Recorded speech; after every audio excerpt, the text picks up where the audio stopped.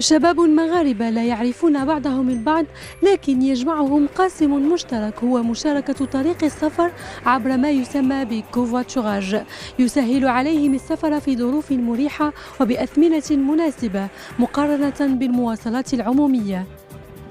إسماعيل شاب يسافر بشكل دائم عبر أنحاء المملكة ويعتمد خدمة الكوفواتشوراج لمشاركة مصاريف السفر. كيف كتعرفي لي شارج الطوموبيله عندها لي شارج بزاف، وكندير لي تراجي طوال طنجة الشمال بزاف حسيمه هكا، وكتعرفي هاد لي تراجي كيكلفوا واحد التكلفه كثيره. هادشي علاش كندير الكوفواتشوراج باش او ميم طون كنعاون بنادم كيبغي يمشي باش يلقى ترونسبور تما كاينه سي ان بو ديفيسيل تو هكا. كنتلاقاو كنشوف الناس اللي غاديين تما كاينه وكنحددوا ان طون اللي كلشي كيتفق عليه. تعتمد سارة على خدمة الكوفواتشوراج للتنقل براحة وتكلفة أقل لزيارة الأهل والأقارب في نهاية الأسبوع أو في العطل.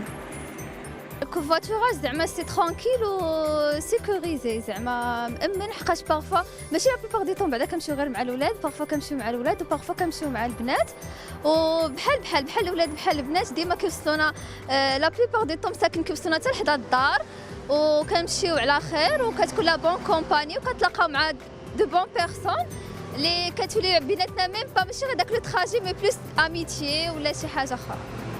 هشام أول من أنشأ صفحة على فيسبوك خاصة بالكوفواتشوراج في المغرب للحصول على طريقة أسهل وأرخص للسفر ولتكون دليلا للشباب الذي يعانون مع المواصلات. Le covoiturage, comme j'ai dit, c'est pas nouveau.